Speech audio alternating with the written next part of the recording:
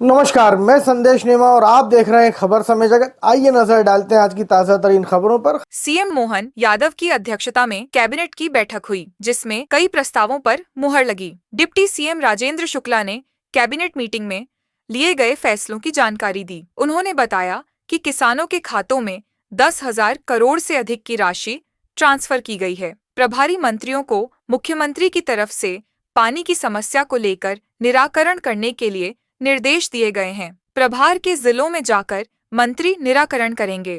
सरकार ने पानी के संग्रहण के लिए स्टॉप डैम और कई अन्य व्यवस्थाएं करने आदेश दिए हैं। 27 अप्रैल को इंदौर में कॉन्क्लेव किया जाएगा। आईटी कॉन्क्लेव का आयोजन होगा, जिसमें 500 से अधिक टेक्नोलॉजी कंपनी की सहभागिता होगी। पोप फ्रांसिस के देहांत पर राजकीय शोक घोषित करने का निर्णय लिया है। ट्रांसफर पॉलिसी अगले मंत्री परिषद की बैठक में लाई जाएगी। टाइगर के बफर जोन में कुछ विकास से ऐसे काम रोके जा सकें, इस पर भी चर्चा हुई। संवेदनशील इलाकों में चैन लिंक फेंसिंग की व्यवस्था भी की गई है। डिप्टी सीएम ने बताया कि 15 मई तक मुख्यमंत्री कन्यादान योजना के तहत कार्यक्रम होंगे, जहां अधिकतम 200 जोड़ों का विवाह किया जाएगा। उन्होंने कहा कि 1000 से 2000 शादियां करने में मेले जैसी स्थिति बन जाती है।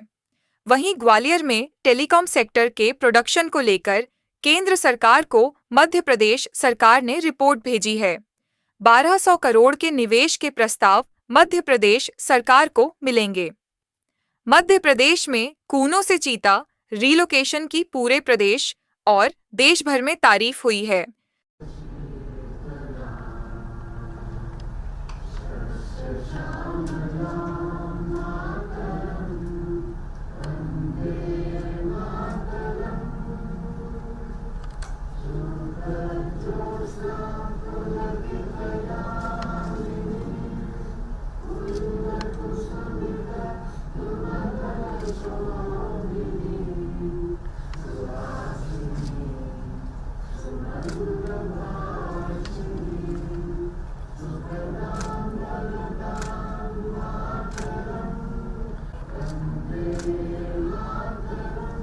आज मुख्यमंत्री डॉक्टर मोहन यादव जी की अध्यक्षता में कैबिनेट की बैठक संपन्न हुई है।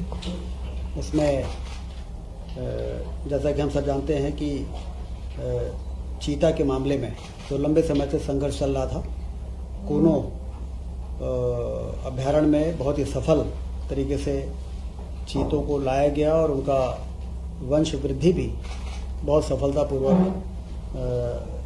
सफल रही है। और पिछले दिनों गांधी सागर अभ्यारण्य में 2 चीतों के पुनर्स्थापन का बहुत ही सफल प्रयोग हुआ है। इसकी जानकारी और चर्चा कैबिनेट में हुई है, जिसकी राष्ट्रीय एवं अंतर्राष्ट्रीय स्तर पर चीता रिलोकेशन में मध्य प्रदेश ने जो कार्य किया है, उसकी प्रशंसा हो रही है। ग्वालियर में देश का पहला टेलीकॉम मैन्युफैक्चरिंग जोन बन सके, इसके लिए राज्य शासन ने अपनी सहमति भारत सरकार को भेज दी है और ऐसी उम्मीद है कि भारत सरकार की स्वीकृति के बाद 12,000 करोड़ के निवेश की संभावना तथा इससे 5,000 रोजगार के अवसर सृजित होंगे। गेहूं उपार्जन 50 लाख मीट्रिक टन हो चुका है। इसमें जो हमारा समर्थन मूल्य है 2425, उसके बाद जो 175 रुपये बोनस का जोड़ा गया, 2600 रुपये में किसानों ने बहुत बढ़ चढ़ के और बड़ी प्रसन्नता के साथ अपनी उपज को खरीदी केंद्रों में पहुंचाया है। और ऐसी उम्मीद है कि 5 मई तक जो टारगेट है 60 लाख मीट्रिक टन के उपार्जन का, वो हमारा पूरा हो जाएगा। किसानों के खातों में 10,562 करोड़ से अधिक की राशि भेजी जा चुकी है। ग्रीष्मकाल में पेयजल व्यवस्था की सतत समीक्षा की जाए, इसका निर्देश माननीय मुख्यमंत्री जी ने सभी प्रभारी मंत्रियों को दिया है कि अपने अपने प्रभार जिलों में दौरे के समय पेयजल की समीक्षा जरूर करें। और जल गंगा संरक्षण का जो अभियान चल रहा है 15 जून तक 16 जून तक, उसमें कहाँ क्या संभावनाएं हैं, कहाँ पर हम तालाबों का गहरीकरण कर सकते हैं, कहाँ हम स्टॉप डैम बना सकते हैं, जिससे पानी का संग्रहण हो और उससे हमारा नीचे का वाटर टेबल जो है वो इम्प्रूव हो सके।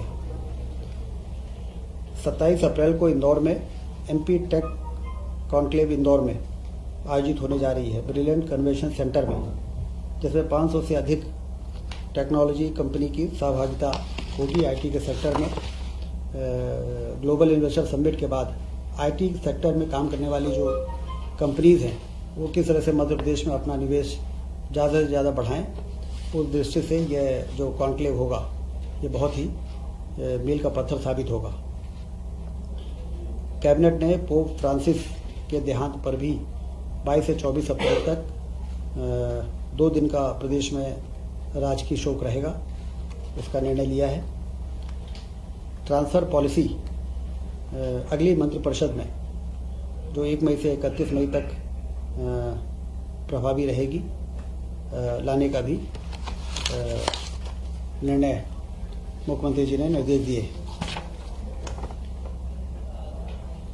टाइगर रिजर्व के बफर जोनों में आमतौर पर देखा जाता है कि टाइगर और मनुष्य के बीच में मुठभेड़ के कारण दुर्घटनाएं होती हैं। तो बफर जोन में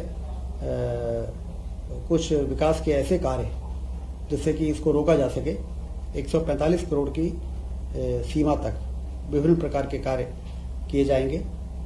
मध्य प्रदेश के 9 टाइगर रिजर्व से लगे बफर क्षेत्रों में 4 वर्षों में टाइगर की संख्या 526 से बढ़कर 785 हो गई है। तो स्वाभाविक है कि अगल बगल के गांव में टाइगर और मनुष्य के मुठभेड़ और जो हमारे हर्बी बोरर्स हैं, गाय हैं, और इनमें भी हमला हो जाता है। संवेदनशील वन क्षेत्रों में चेन लिंक फेंसिंग की जाना आवश्यक है। इसके लिए एक नवीन योजना की नितांत आवश्यकता है। इसको ध्यान में रखते हुए 25, 26 और 27, 28 3 वर्षों में 145 करोड़ रुपए खर्च किए जाएंगे।